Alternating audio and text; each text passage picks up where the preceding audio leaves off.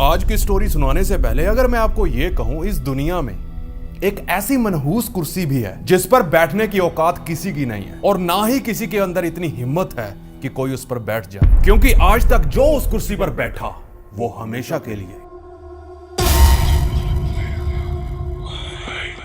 कहानी है इंग्लैंड के नॉर्थ यॉर्कशायर के एक छोटे से कस्बे थर्स्क इलाके की। वहां के एक म्यूजियम में एक बहुत ही खूबसूरत चेयर को शोकेस किया गया है। दिखने में वो चेयर एकदम नॉर्मल चेयर है, किसी का भी उस पर बैठने का मन कर जाए। ना तो वो कुर्सी एक्स्ट्राऑर्डिनरी है और ना ही दिखने में अजीब। अब ध्यान से सुनना। देखिए, आमतौर पर हम कुर्सियों को नीचे जमीन पर रखते हैं ताकि हम उस पर बैठ सके, लेकिन अब जो मैं आपको बात बताऊंगा शायद उसे सुन आपके गले सूख जाए। इंग्लैंड के थर्स्क इलाके के उस म्यूजियम में आज भी इस कुर्सी को जमीन से इतनी ऊंचाई पर टांगा गया है ताकि उस पर कोई गलती से भी बैठ ना सके। यही नहीं, उसके साथ एक मेटल प्लेट पर स्ट्रिक्ट वार्निंग देते हुए लिखा गया है, डू नॉट टच। खैर, ये तो बात हुई कुर्सी की, पर आखिर क्यों उस कुर्सी पर कोई बैठना नहीं चाहता और इसको इतनी ऊंचाई पर क्यों टांगा गया है ताकि कोई गलती से भी उस पर बैठ ना सके? व्हाई? उस म्यूजियम की माने तो उनका कहना है कि यह कुर्सी शापित है। जो भी इस मनहूस कुर्सी पर बैठा है वो बचा नहीं। किसी मिस्टीरियस तरीके से वो कुर्सी उन सभी बैठे हुए लोगों को अपने साथ ले गए। इस खौफनाक और मनहूस कुर्सी की वजह से मरने वालों की तादाद 30 से भी ज्यादा है, और अगर इस कुर्सी को छत से ना टांगा जाता तो आप सोच भी नहीं सकते यह कुर्सी क्या कर सकती थी। आखिर था क्या उस कुर्सी में, और क्यों वो कुर्सी अपने ऊपर किसी को बैठने नहीं देती? इसके पीछे की कहानी सुनोगे तो इस स्टोरी को भूलना ही आपके लिए बेहतर होगा। सन 1702 इंग्लैंड, ये वो साल था जब इस मनहूस कुर्सी की कहानी शुरू होती है। नॉर्थ यॉर्कशायर के इस छोटे से कस्बे थर्क्स में दो दोस्त रहा करते थे। एक का नाम था थॉमस बसबी और दूसरे का नाम था डैनियल ओटी। दोनों ही बेवड़े थे, सारा दिन शराब से टुल रहते थे और उनका खास पेशा था चोरी करना, डाके डालना। इसके अलावा वो नकली सिक्के बनाने के धंधे में भी इन्वॉल्व थे। अब कहने को तो वो दोनों दोस्त थे, हालांकि उनकी उम्र में काफी डिफरेंस था। देखिए, जो थॉमस था वो काफी यंग था और डैनियल के बेटे की उम्र का था। वो दोनों दिन भर अपनी गैंग के साथ धूम मचाते और सूरज ढलते ही पास के ही एक लोकल पब में बियर के प्यालों के साथ अक्सर वक्त गुजारते, और ये इनकी रोज की रूटीन थी। सब बढ़िया चल रहा था, सेहत से लेकर धंधे तक सब मस्त था कि एक दिन डैनियल को पता चला कि उसकी बेटी का अफेयर उसी के दोस्त थॉमस के साथ चल रहा था, जिसे सुन डैनियल गुस्से से लाल हो पड़ा। लेकिन बाद में गुस्से को थूक वो भी मान गया, क्योंकि थे तो वो एक ही थाली के चट्टे बट्टे, और क्योंकि थॉमस उसकी बेटी की उम्र का था, that's why he said yes. शादी के कार्ड छपवाए गए, लेकिन आगे जो रहस्य में और दिल को कंपा देने वाली घटनाएं इनके साथ होने वाली थी, उसके लिए कोई तैयार नहीं था। अगर आप दिल के मरीज हो तो आई डोंट थिंक सो कि आगे की स्टोरी सुनने में आपका कोई फायदा होगा। अगर फिर भी सुनना चाहते हो तो आगे के शॉकिंग इंसिडेंट के लिए खुद को प्रिपेयर कर लें। उससे पहले शादी की डिस्कशन कर लेते हैं। देखिए, डैनियल के पास पैसों की कोई कमी नहीं थी। उसने अपनी बेटी और थॉमस की शादी पर दिल खोलकर पैसा खर्चा, लेकिन हर किसी की जिंदगी ऐसी नहीं होती। इंडियन शादियों में तो लोगों का बजट हिल जाता है। तो अब जो मैं आपको बताऊंगा उसे ध्यान से सुनना। गाइस, लाइफ कभी कभी ऐसे कर्व बॉल्स फेंकती है जो बजट को एकदम से हिला देती है। एक दिन शादी का ग्रैंड खर्चा, दूसरे दिन घर का रेनोवेशन, या फिर सडन मेडिकल इमरजेंसी। तब अंतरात्मा बोलती है, अब क्या करें? तो tension not, Bajaj Finserv personal loan है ना आपका बैकअप प्लान। ये personal loan game changer, 5 minute में अप्रूवल और 24 घंटे में पैसा डायरेक्ट आपके अकाउंट में। अभी और सुनो, इसमें फ्लेक्सी लोन ऑप्शंस भी हैं, मतलब जब चाहे विड्रॉल करो और जब एक्स्ट्रा कैश हो तो प्रीपे कर दो, और सिर्फ उतने का ही ईएमआई पे करो जितना यूज किया है। वेडिंग हो, ट्रैवल प्लान हो, या घर को अपग्रेड करना हो, सब सॉर्टेड है अप टू 55 लाख तक विदाउट एनी हैसल। ना कोई हिडन चार्जेस है, ना कोई कोलेटरल चाहिए, ना कोई गारंटर, 100% ऑनलाइन प्रोसेस है। चाहे आप अपना कोई बिजनेस चलाते हो या फिर सैलरीड हो और पब्लिक, प्राइवेट या एमएनसी में काम करते हो, ये लोन आपके लिए परफेक्ट है। बस सिबिल स्कोर 685 प्लस चाहिए, एज 21 प्लस और केवाईसी कंप्लीट करना जरूरी है। अगर अभी फंड चाहिए तो वेट क्यों करना? बजाज फिनसर्व पर्सनल लोन के लिए अभी अप्लाई करें, link is in the description. Disclaimer, loan approval आपकी एलिजिबिलिटी पर डिपेंड करेगा और थोड़ी सी केवाईसी तो बनती है। Terms and condition apply.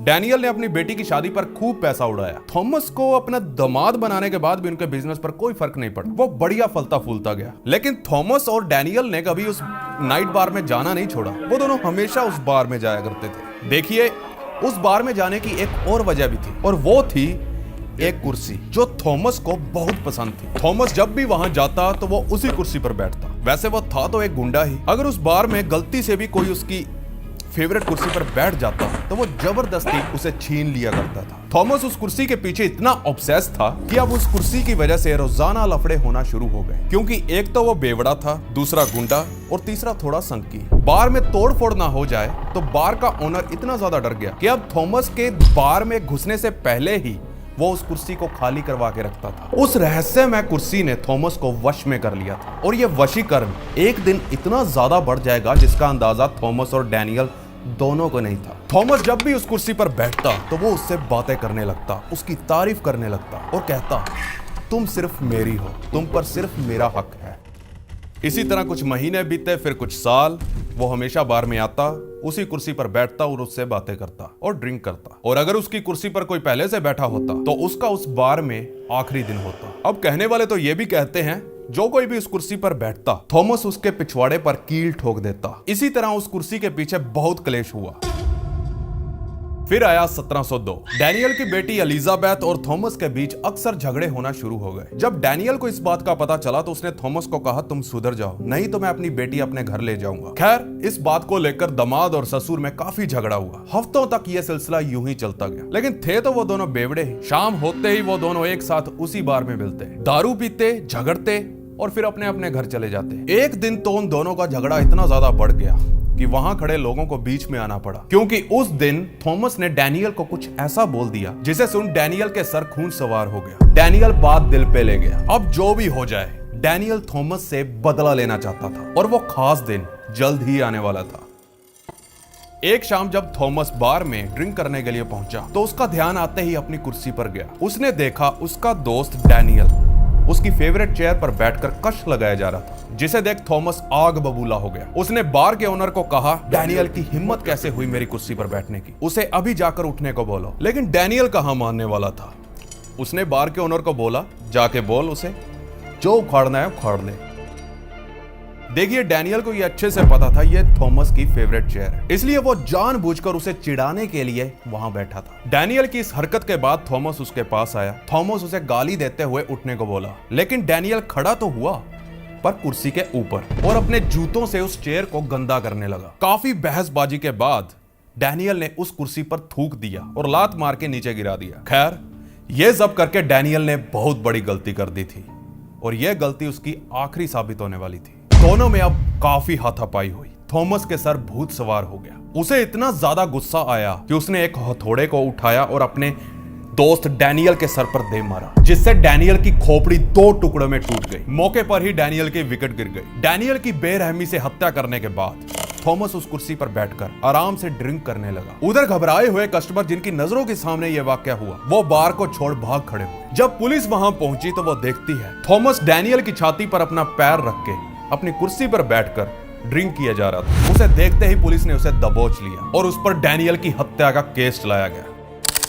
1703 में कोर्ट ने थॉमस को डैनियल की मौत का कसूरवार मानते हुए सजाए मौत का हुक्म सुनाया और चौराहे पर सबके सामने फांसी देने का ऑर्डर सुनाया, ताकि सबके सामने एग्जाम्पल सेट किया जा सके। फांसी की तारीख तय कर दी गई। उधर थॉमस अपनी तरफ से जो प्रयास लगा सकता था उसने किए ताकि फांसी रोकी जा सके, पर कुछ काम ना आया। जेल में थॉमस अब अपने दिन गिन रहा था। जैसे कि नॉर्मली जिन कैदियों को मौत की सजा सुनाई जाती थी, उनसे उनकी ख्वाहिश पूछी जाती थी। थॉमस से भी उसकी आखिरी तमन्ना पूछी गई। फांसी के एक दिन पहले थॉमस से उसकी आखिरी ख्वाहिश पूछी गई। थॉमस बोला, अब मैं आपको जो भी कहूंगा क्या सच में आप उसे पूरा कर सकते हो? जेलर ने कहा, तू बोल तो सही। फिर थॉमस जो बोला उसे सुन सब हैरान हो गए। उसने बोला, मेरी एक ही ख्वाहिश है, मैं मरने से पहले उसी बार में जाना चाहता हूं और मैं उसी कुर्सी पर बैठकर अपनी लास्ट ड्रिंक लेना चाहता हूं। उसकी आखिरी ख्वाहिश को लेकर सीनियर ऑफिसर्स को भेजा गया। ड्रिंकिंग करना वेस्टर्न कल्चर में एक नॉर्मल एक्टिविटी है, इसलिए ऑफिसर्स ने थॉमस की इस ख्वाहिश को जायज ठहराया और कहा, मरने से पहले भाई कीजिए इसकी ख्वाहिश पूरी। उसे हथकड़ियां पहनाई गई और पुलिस की कस्टडी में उसे बार में ले जाया गया और वहां वो अपनी फेवरेट कुर्सी पर बैठता है। बैठने के बाद वो ड्रिंक लेता है और कुछ देर उस कुर्सी से बातें करने के बाद, उसकी तारीफ करने के बाद वो अचानक एकदम से खड़ा हुआ। वो अब जाने के लिए रेडी था, लेकिन जाते जाते उसने बार ओनर को एक चेतावनी दी और कहा, खबरदार अगर किसी ने हिम्मत की, अगर मेरे जाने के बाद कोई इस पर बैठा तो वो बचेगा नहीं। इतना कहते ही वो वहां से चला गया। नेक्स्ट दिन उसे चौराहे पर पूरे टाउन के सामने फांसी के फंदे पर टांग दिया गया। देखिए, थॉमस के मरने के बाद जैसे जैसे वक्त बीता, उसकी कही वो बात यानी वो वार्निंग, उसे लोग भूल गए और ज्यादा ध्यान नहीं दिया। समय बीतता गया और वो बार भी बिक गया, क्योंकि आसपास के लोग उस बार को उसी हादसे के नाम से बुलाते थे। अब जो नया ओनर था उसने सोचा क्यों ना इस बार का नाम बसबी के नाम से रख दिया जाए, तो उसने बार का नाम थॉमस के नाम से ही रख दिया, बसबी स्टूब इन। उस नए ओनर ने अपना दिमाग चलाया और उस कुर्सी को एक शो पीस की तरह सजा कर रख दिया, और उस पर बैठने की इजाजत किसी को नहीं होती थी, क्योंकि उस कुर्सी के पीछे बहुत ही खौफनाक कहानियां थी। तो उसी की कहानियां सुना सुना के लोगों को बार में बुलाया जाता था कि इस बार में एक दामाद ने इस कुर्सी की वजह से अपने ही ससुर को मार दिया, और ये एक तरह से किस्सा बन गया जिसे कि लोग एक दूसरे को सुनाते थे और ड्रिंक पीते थे। लेकिन किसी की हिम्मत नहीं होती थी कि वो जाकर उस कुर्सी पर बैठे, और लोग बैठते भी नहीं थे। कोई माने या ना माने, डर सबको लगता था। धीरे धीरे अब और वक्त बीता और देखते ही देखते 193 साल बीत गए और आ गया सन 1894। एक चिमनी साफ करने वाला पहला शिकार उस बार में पहुंचा। वो उस बार की अच्छे से सफाई करता है, फिर कुछ ड्रिंक करता है, और जाने अनजाने में वो थॉमस वाली उसी कुर्सी पर गलती से बैठ गया। सुबह का वक्त था और सिर्फ बार का स्टाफ ही वहां पर था। जब स्टाफ ने उस चिमनी वाले को थॉमस की चेयर पर बैठा देखा तो वो भागे भागे उसके पास गए और उसे वहां से उठा के बोला, भाई ये एक शापित कुर्सी है, इस पर किसी को भी बैठने की इजाजत नहीं है। तो वो चिमनी वाला हंसते हुए वहां से उनका मजाक उड़ा के वहां से निकल गया। अगले दिन उसकी लाश खंबे से लटकी मिली। लोगों को जब पता चला ऐसा कुछ हो गया है, कोई चिमनी वाला उस कुर्सी पर बैठ गया था, तो सबके पैरों तले जमीन खिसक गई और सबकी यादें ताजी हो गई और सब उस थॉमस की कुर्सी से डरने लगे। लोग आपस में बातें करने लगे। चिमनी वाले को कुर्सी का शाप अपने साथ ले गया। बार के ओनर को लगा शायद कोई इत्तेफाक हुआ होगा, क्या पता उसकी किसी के साथ दुश्मनी होगी और किसी ने उसे टांग दिया होगा। लेकिन इस हादसे के बाद एक ऐसे इंसिडेंट होने लगे जिसे देख बार का ओनर भी डर गया। कुछ समय और बीता और आ गया वर्ल्ड वॉर 2।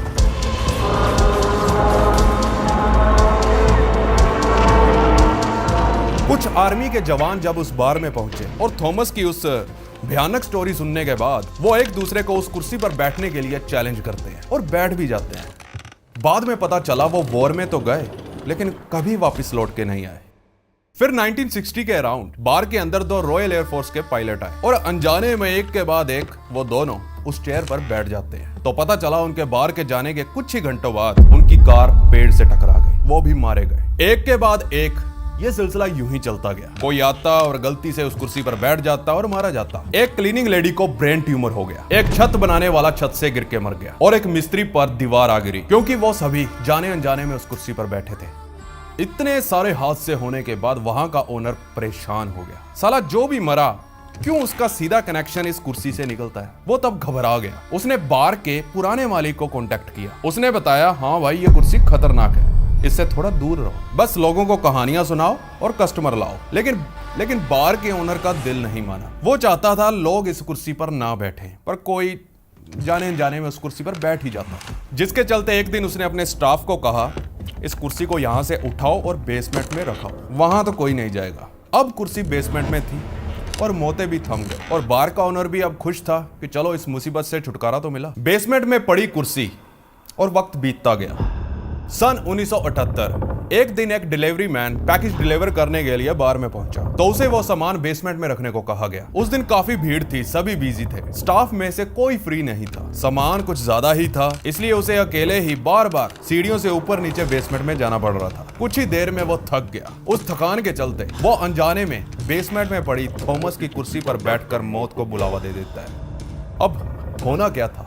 वही हुआ जिसका डर था। अगले दिन ट्रक एक्सीडेंट में उसकी मौत हो गई और जब ये बात बार वालों को पता चली तो उन्हें याद आया, ये तो वही डिलीवरी वाला था जो बार बार बेसमेंट में जा रहा था। पक्का वो उस कुर्सी पर बैठा होगा। देखिए, जब इसकी खबर बार के ओनर तक पहुंची तो उसे पक्का यकीन हो गया ये एक कर्स्ड यानी श्रापित कुर्सी है। अब वो तुरंत उस कुर्सी से पीछा छुड़वाना चाहता था। अगले दिन उसी शहर यानी थग्स के म्यूजियम के फोन की घंटी बजी।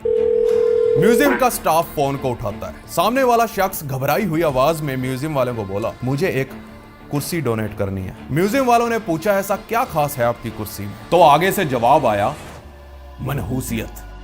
अगले दिन बार का ओनर अपने लड़कों के साथ उस मनहूस चेयर को उठाकर म्यूजियम में पहुंचा। उसने उस चेयर के पीछे की सारी कहानी म्यूजियम वालों को बताई और कहा, मैं ये कुर्सी डोनेट करना चाहता हूं, लेकिन मेरी एक शर्त है कि आप इस कुर्सी को जमीन पर नहीं रखोगे। और चेतावनी देते हुए बोलता है, ध्यान रखना जाने अनजाने में भी या गलती से भी कोई इस पर ना बैठ जाए। मैं नहीं चाहता इस मनहूस कुर्सी का श्राप किसी और की जान ले। म्यूजियम वालों ने ओनर की बात मानी, एग्रीमेंट वगैरह साइन हुए, जिसके बाद उस म्यूजियम वालों ने बार ओनर के सामने ही उस कुर्सी को जमीन से 5 फीट ऊंचा करके छत से टांग दिया। और फाइनली 1978 के बाद जब से यह कुर्सी उस म्यूजियम में आई है, इसने आज तक किसी की भी जान नहीं ली, क्योंकि तब से लेकर आज तक इस पर कोई बैठ ही नहीं पाया और ना ही किसी की हिम्मत हुई। आज भी यह कुर्सी थग्स के उस म्यूजियम में सही सलामत पड़ी हुई है। अगर आपका वहां आना जाना हो तो आप खुद देख सकते हो। देखिए, जो भी उस कुर्सी पर बैठा उसे अपनी जान से हाथ धोना पड़ा। अब वो मौत एक कुर्सी की वजह से हुई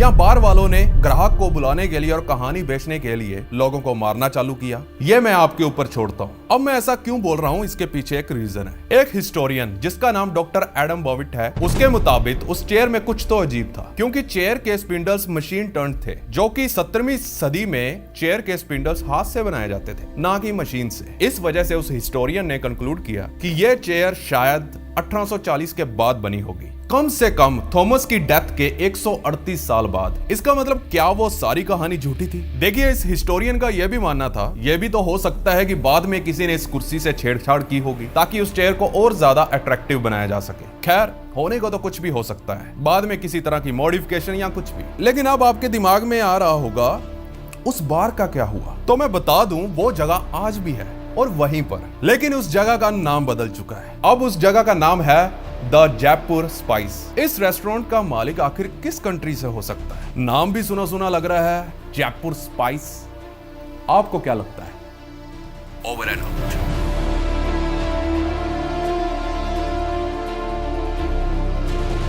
और हाँ दोस्तों, अगर आपको भी तुरंत पैसों की जरूरत है, check out Bajaj Finserv personal loan. Link description में है। Terms and condition apply.